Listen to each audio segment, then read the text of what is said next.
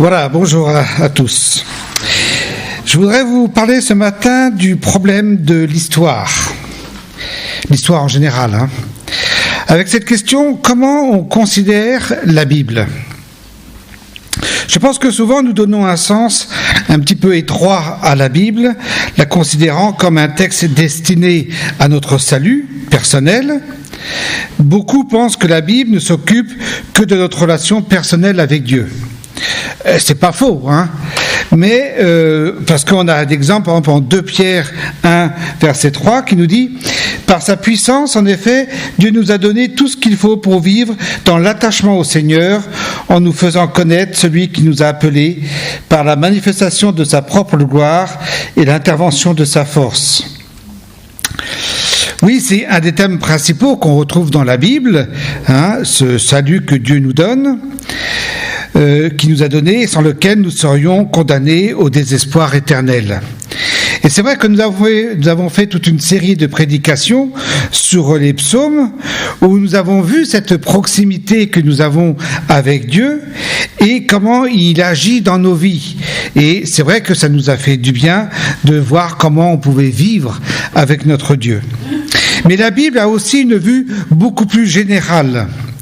Elle nous parle de la condition du monde entier et de son avenir, le destin de notre planète, de notre humanité, dont nous faisons partie. Et nous voyons bien que l'histoire du monde est cadrée par la création du monde d'un côté, et elle va finir par la création des nouvelles terres et des nouveaux cieux après le jugement final. Et notre histoire humaine, en fait, s'inscrit dans cette histoire entre ces deux mondes.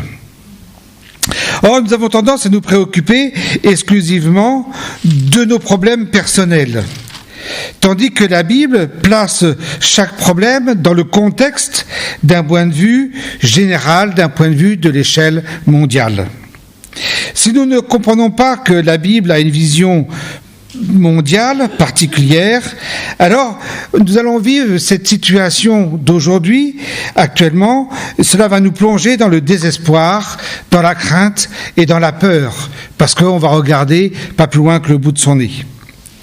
Mais la Bible renferme une profonde philosophie de l'histoire.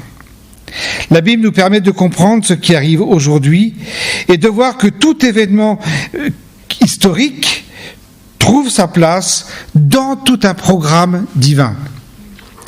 Le problème de l'histoire est un des plus grands thèmes aussi de la Bible.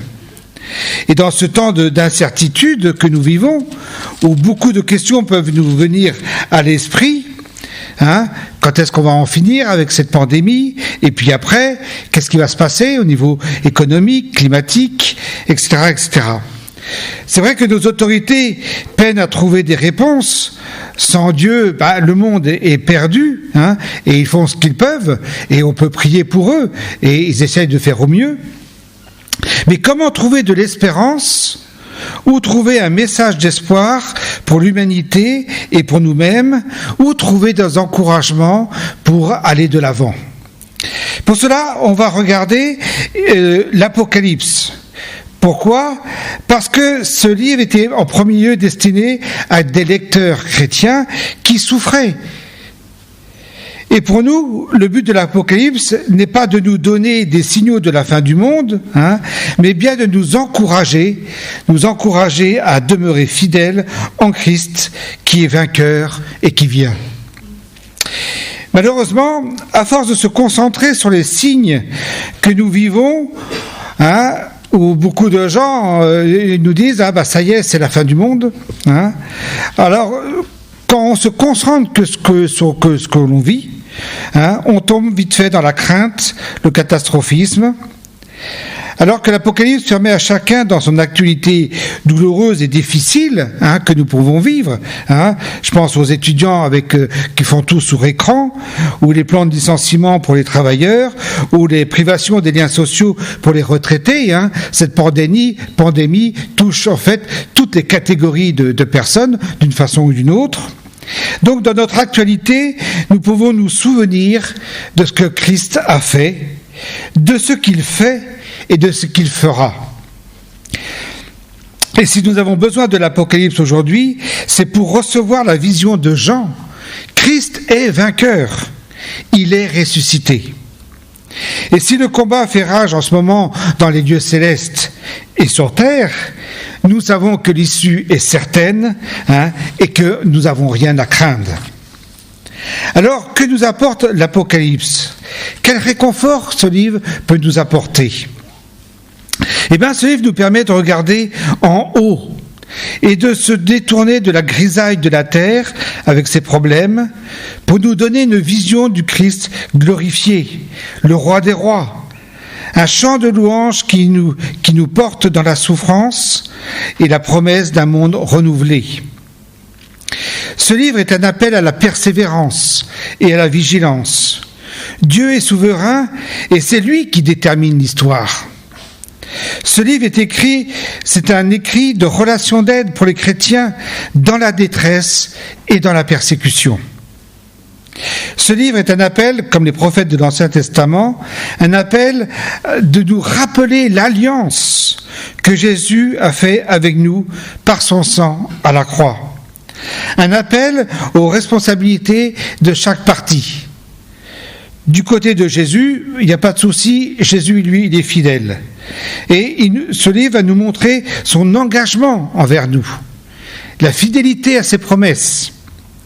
Maintenant, de notre côté, ça nous rappelle aussi nos responsabilités, qui sont en fait la fidélité, l'obéissance renouvelée et authentique, la persévérance, et puis la foi, une foi qui est ferme, pas une foi qui flotte.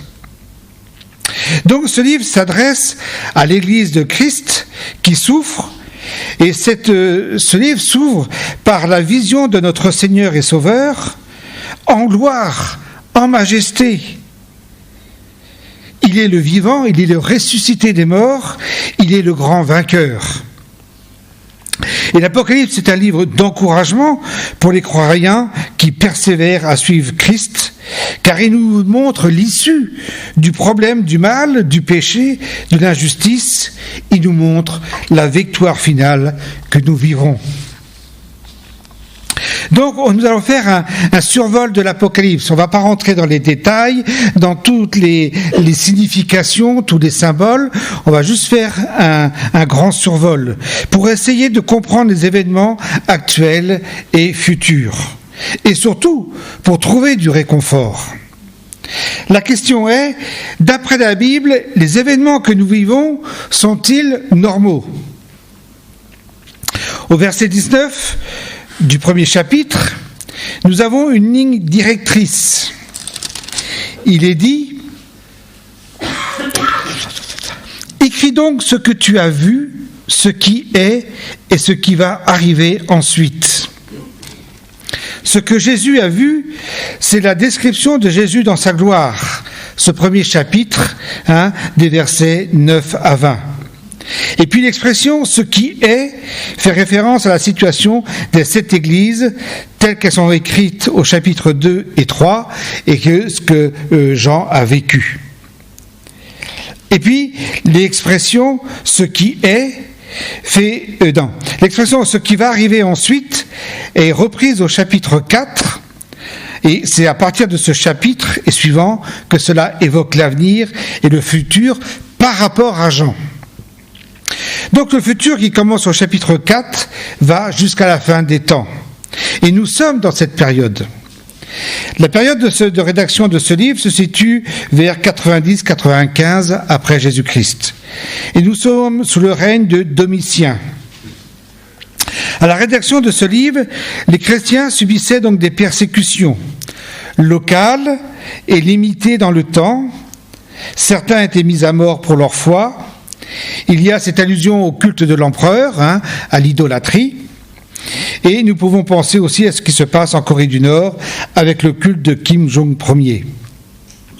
La situation des chrétiens était difficile. Ils étaient considérés comme des athées ou ayant une drôle de religion.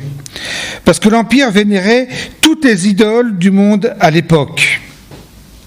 Et aujourd'hui, on voit qu'il y a beaucoup de religions, de sectes qui sont sur le marché, et on voit même un espèce de mélange un peu de toutes les religions. Il y en a qui vont par exemple croire en Jésus, croire en la réincarnation, et puis qui vont en même temps faire des pratiques du Moyen-Orient. Hein?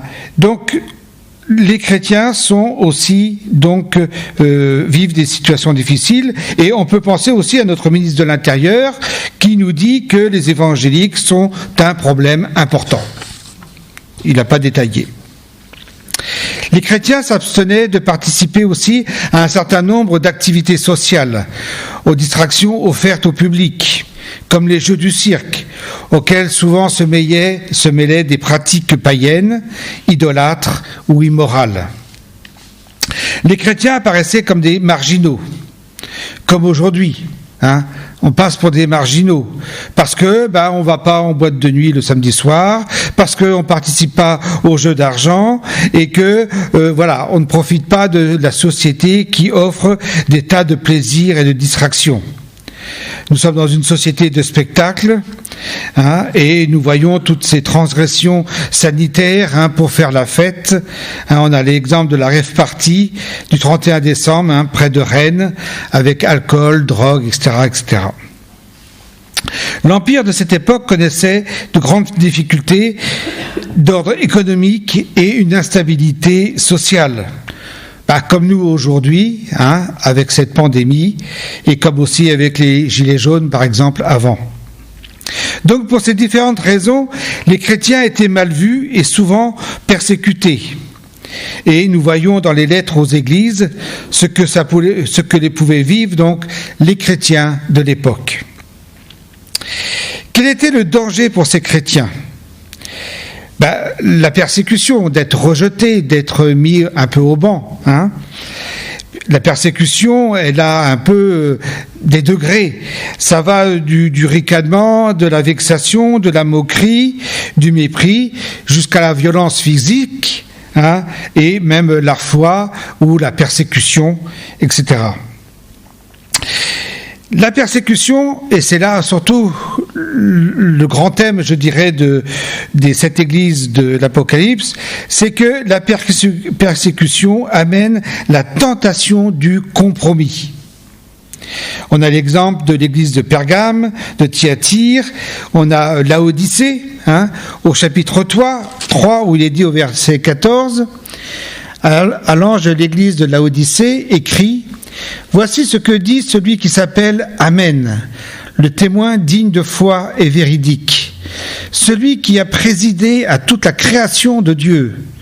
Je connais ta conduite et je sais que tu es ni froid ni bouillant, et si seulement tu étais froid ou bouillant. Mais puisque tu es tiède, puisque tu es ni froid ni bouillant, je vais te vomir de ma bouche. » Berk. Le compromis.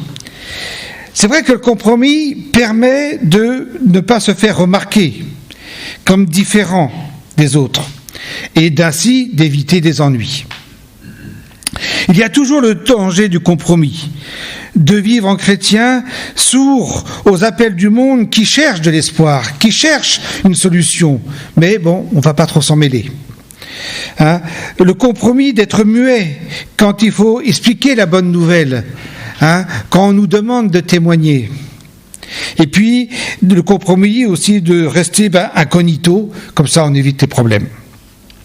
Il y a toujours le danger pour le chrétien de vivre comme le monde, de se fondre dans le monde pour être comme des incroyants. Mais le Seigneur nous appelle à être fiers de l'Évangile. L'Évangile qui est cette puissance de Dieu pour convaincre les incrédules. Dieu nous appelle à être ses témoins sur terre, témoins par notre vie, par nos actes et par nos paroles. Jean reçoit ces révélations pour encourager les églises persécutées, pour nous avertir du danger, pour nous appeler à la repentance, ceux qui sont tombés dans le compromis ou l'apostasie, l'abandon de la foi, et exhorter les fidèles à persévérer malgré les épreuves et proclamer l'assurance de la victoire finale pour celui qui tiendra bon jusqu'au bout dans la foi. Donc ce livre va nous présenter une philosophie de l'histoire. Malgré la résistance des puissances mauvaises, Dieu accomplit ses desseins dans l'histoire humaine, qu'il conduit vers un but. Dieu exerce ses jugements sur ceux qui s'opposent à lui et à son peuple. Il remporte la victoire sur le mal par ses agissements et ses interventions puissantes.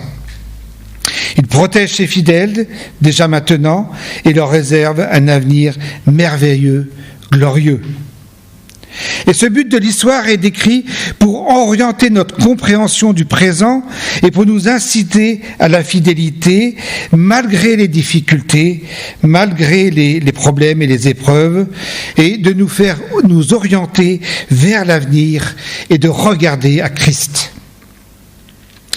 L'Apocalypse a été écrit pour réconforter les chrétiens de son époque, et donc ce livre avait déjà un sens pour les premiers lecteurs. Comprendre l'Apocalypse, c'est donc comprendre ce que le livre voulait dire pour eux, et après de regarder les principes que nous pouvons en tirer pour nous. Beaucoup de gens lisent les prophéties et l'Apocalypse avec le journal et la télévision à côté d'eux pour retrouver dans les textes bibliques les événements qui se produisent aujourd'hui, comme si ces textes avaient été écrits pour nous. Ce livre parle du futur pour les premiers lecteurs de Jean. Il ne faut pas y voir que notre présent, mais l'histoire du monde, l'histoire de l'Église dans sa globalité. Alors nous allons regarder quelques flashs de cette histoire. Et d'abord, ce premier chapitre de l'Apocalypse. Ce chapitre nous montre ce que nous, on ne peut pas voir. Il nous montre ce qui se passe au ciel. La réalité n'est pas limitée à ce que l'on voit depuis notre position sur terre. Il nous faut aussi regarder ce qui se passe au ciel. Et qu'est-ce que l'on voit dans ce monde invisible ? On voit que Christ est vainqueur. Christ a délivré l'Église. Les chrétiens qui ont reconnu Jésus comme Seigneur et Sauveur de leur vie et qui lui obéissent, Christ a délivré l'Église de la condamnation qu'entraînent les péchés et nous a délivrés aussi de la mort. Versets 5 et 6.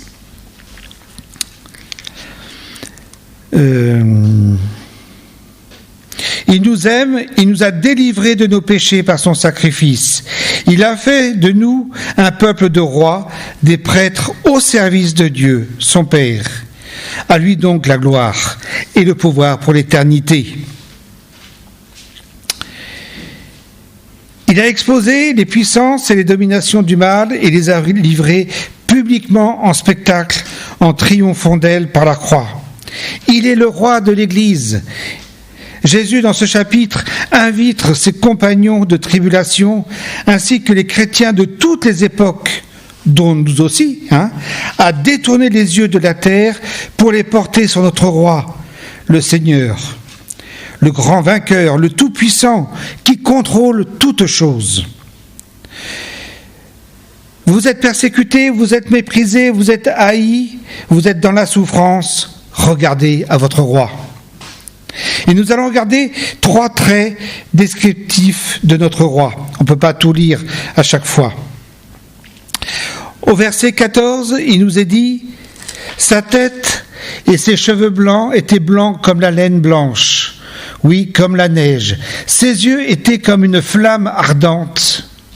Ses yeux étaient comme une flamme ardente. » Ça veut dire que rien n'échappe à sa vue. Tout est mis en lumière. Rien ne lui est caché. Le roi peut voir tout ce qui se passe sur cette terre, tout ce qui se passe dans le secret, car ses yeux sont comme une torche qui inonde la lumière, tous les recoins de notre monde, tous les recoins de notre vie et tous les recoins de notre cœur. Et c'est pour ça que l'Apocalypse nous dira que si dans ton cœur il y a un péché qui te bloque, dont tu as honte, que tu veux cacher, que tu veux enfouir et même peut-être oublier, non, c'est le moment de l'apporter à Jésus. Parce que lui, Jésus connaît ton problème, et il le voit. Et si tu lui confesses, il te pardonnera et tu seras délivré. Autrement, c'est un péché qui sera raconté publiquement au moment du jugement dernier. Que Jésus voit tout, c'est un avertissement, car les yeux, comme une flamme de feu, est signe de jugement qui frappe ceux qui compromettent leur foi avec ces pratiques du monde. La tribulation amène la tentation du compromis comme moyen d'échapper aux persécutions, mais le Seigneur nous prévient qu'il jugera ceux qui cèdent à cette tentation. Que Jésus voit tout est aussi un encouragement, car il voit la souffrance infligée injustement à son peuple. Et donc, il jugera les oppresseurs. La justice sera rendue. Toute justice sera rendue. Aujourd'hui, il y a des tas d'actes qui sont injustes, qui se font, qui ne sont pas assez graves pour passer en justice, mais au moment où le Seigneur reviendra, tout sera jugé. Et que Jésus voit tout est un encouragement, car il voit aussi notre situation et il nous accompagne, il nous conduit à bon port, il nous conduit auprès de lui. Et le deuxième trait, c'est au verset 16. Dans sa main droite, il tenait 7 étoiles, de sa bouche sortait une épée aiguisée à double tranchant. Une épée aiguisée à double tranchant. Donc cette épée représente bien sûr sa parole. L'épée représente le jugement aussi. Par sa parole, Jésus exerce la justice. Il déclare coupable et condamne le coupable qui a enfreint sa loi, qu'il nous a donnée dans la Bible, mais aussi il déclare innocent et il justifie, il déclare juste ceux qui viennent à lui par la repentance et la confiance. La parole est ici l'enseignement véridique de Jésus qui s'oppose à celui des hérétiques, des faux docteurs, des faux messies. L'épée évoque le jugement qui est réservé à ceux qui s'écartent de son enseignement. Et puis le troisième trait, le visage du roi ressemble au soleil. Je n'ai pas noté la référence. 16. Voilà, son visage était éblouissant comme le soleil quand il brille de tout son éclat. Le roi est si grand, si éclatant, si pur, si majestueux, que nous, les créatures, nous sommes aveuglés, si on pouvait voir la gloire de notre roi. Le roi, Jésus-Christ, par ses facultés, dépasse nos facultés humaines. Il y a une certaine distance entre lui et nous. Et Jean tombe à ses pieds comme mort. Verset 17. Si Jean a cette réaction, quel ne doit pas être notre respect devant notre roi. Donc, et Jésus se présente donc au verset 18 en disant: n'aie pas peur, moi je suis le premier et le dernier, le vivant. J'ai été mort et voici je suis vivant pour l'éternité. Je détiens les clés de la mort et du séjour des morts. Il était mort et maintenant il est vivant. Le roi a vaincu la mort, il est ressuscité. Qui dans l'histoire du monde peut en dire autant? Il tient les clés de la mort et du séjour des morts. Il a autorité sur le séjour des morts. Ayant les clés, en fait, personne n'entre au séjour des morts sans son contrôle.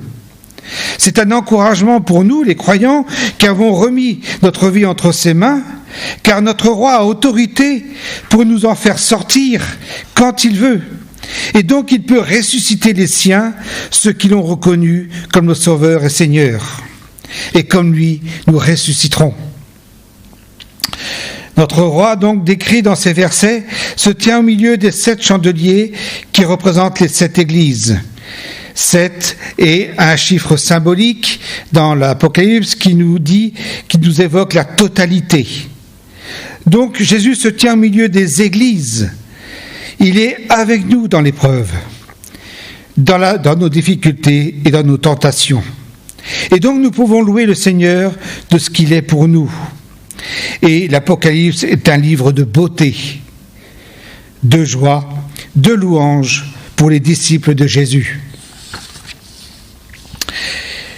Donc on va aussi passer au chapitre 4, on va laisser les 7 églises pour nous intéresser à ce qui doit arriver ensuite. Ici, Jean va pouvoir accéder au ciel. Après cela, je vis, voici, une porte était ouverte dans le ciel. Et la voix que j'ai entendue au début et qui résonnait comme une trompette me dit « Monte ici et je te montrerai ce qui doit arriver après cela. » Donc on a une petite porte qui s'ouvre sur le ciel. On va pouvoir y découvrir ce qui va lui être révélé. Et Jésus entend la voix de Jésus, déjà entendue au premier chapitre, et lui dit « Monte, je te ferai voir ». Jésus va montrer à Jean et donc à nous ce que l'on peut voir depuis la terre. Du point de vue terrestre, c'est vrai, l'Église a toujours été faible, persécutée, petite, vivant des situations difficiles aux yeux du monde. Elle est perdante, elle est critiquée, elle est moquée. Mais Jésus nous invite à voir d'un autre point de vue, celui du ciel. Qu'est-ce qui se passe au ciel ? Ce que nous voyons, c'est un trône, le trône du Dieu créateur. Jésus voit ce que Jésus avait déjà dévoilé en Ésaïe 6, en Ézéchiel 1 et 10. Ce que Jean nous fait découvrir, c'est Dieu qui règne sur son trône. Jésus offre d'abord à son serviteur la vision de Dieu, de l'autorité suprême. Et pour décrire les perfections de Dieu, Jean est obligé de comparer cela à des pierres précieuses, scintillantes. Imaginez la beauté, l'éclat, la gloire, la richesse, la magnificence qu'il y a au ciel. Et puis, autour du trône, vous pourrez lire ce chapitre-là à la maison et de regarder cette beauté. Autour du trône siègent les 24 anciens. Ils règnent avec le roi. Alors, que représentent les 24 anciens ? Ils représentent le peuple de Dieu, de l'Ancien Testament et de la Nouvelle Alliance. Les 12 patriarches, les 12 apôtres, qui représentent les fondations de l'ensemble du peuple de Dieu. Leur trône et leur couronne évoquent leur participation au règne du roi. Et ils exercent leur autorité et ils sont au service de Dieu. Leurs vêtements sont blancs parce que cela représente la pureté, lavée dans le sang de l'agneau. Jésus voit 7 lampes qui sont les 7 esprits de Dieu, qu'il s'agit du Saint-Esprit donné aux églises et présent dans chaque église, leur permettant de rendre témoignage à Christ et être ainsi lumière du monde. Nous sommes lumière du monde. Le Saint-Esprit est unique, mais il est représenté comme cet esprit pour souligner sa présence et son action au milieu des 7 églises de l'Apocalypse et donc pour nous montrer qu'il est dans chaque église. La mer de verre, semblable à du cristal, est une image de pureté, de beauté. Et c'est l'étendue céleste, la voûte céleste qui supporte le trône de Dieu. Paul nous dira qu'il a été ravi au 3e ciel. Il y a le ciel que nous connaissons, ici, avec les nuages et tout ça. Il y a le ciel au-dessus, avec toutes les galaxies et qu'on peut voir, les étoiles et tout ça. Et il y a ce 3e ciel de la présence de Dieu. Puis Jean voit 4 vivants. Ces 4 êtres célestes sont semblables aux 4 créatures terrestres qui représentent ce qu'il y a de plus excellent dans la création. Le lion est cité dans l'Ancien Testament pour sa force et sa vaillance. On lui compare les vaillants guerriers. Il est le roi des animaux sauvages et représente donc tout ce qui est la maîtrise guerrière. L'aigle place son nid sur les hauteurs et fond sur sa proie avec agilité, rapidité, vivacité. Il est aussi le symbole de jeunesse. Ésaïe 40, verset 31. Il est le roi des animaux et représente la maîtrise des airs. Le taureau, c'est la force brute. Il est le roi des animaux domestiques. Et enfin l'homme, qui est caractérisé par son intelligence, sa volonté, son affectivité et sa responsabilité. Et donc le chiffre 4 dans la Bible sera ce chiffre symbolique qui est le chiffre de la création. Et les yeux dont sont recouverts ces 4 êtres vivants représentent la sagesse du roi qui par son esprit connaît parfaitement sa création. Et ici j'en reprends une image de Zacharie qui mentionnait les yeux du Seigneur qui parcourent toute la terre. Les 4 êtres vivants, c'est-à-dire la création, se tient dans la présence du roi pour lui apporter leur louange, et cela nous fait penser au psaume 19 et 148. Et donc toute la création contribue à la louange du Seigneur. Elle dit cette louange en révélant sa puissance, sa sagesse et sa bonté. Verset 11. Tu es digne, Seigneur notre Dieu, qu'on te donne gloire, honneur et puissance, car tu as créé tout ce qui existe. L'univers entier doit son existence à sa création et à ta volonté. Le roi créateur est célébré comme saint dans sa perfection. Les chérubins sont les gardiens de la sainteté de Dieu. Les séraphins, eux, symbolisent le jugement par lequel Dieu manifeste, défend sa sainteté, son honneur. Dieu est saint et il doit recevoir notre plus grande vénération, notre plus grand respect, notre adoration, tout notre culte. J'en vois le cœur formé de la création du peuple de Dieu, représenté par ses anciens, par les fondements, célébrer le Dieu créateur. Et en descendant de leur trône pour se prosterner et jeter leur couronne devant le trône, les anciens reconnaissent que Dieu seul est digne de la royauté parce qu'il est le Créateur. Et ce sentiment et ces gestes leur sont inspirés par la vision grandiose de la gloire du Dieu. Et s'ils règnent avec lui, ce n'est pas parce qu'ils en seraient dignes, parce que nous en serons dignes, mais c'est uniquement par pure grâce. Alors, quel sentiment cela vous fait de contempler Dieu sur son trône et dans sa gloire ?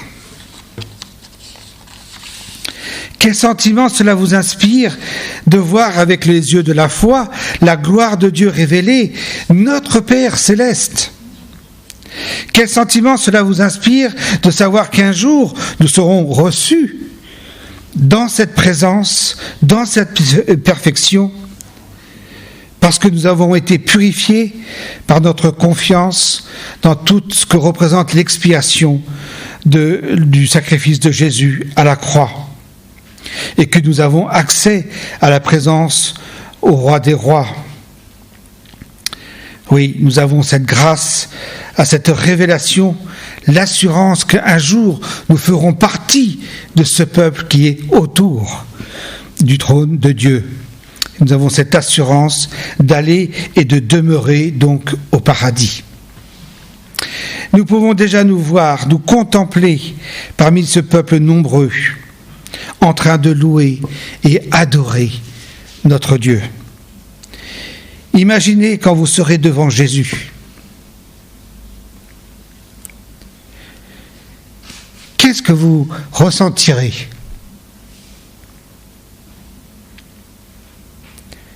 Voilà, je vous laisse avec cette vision et on continuera donc la prochaine fois les chapitres 5 et 6.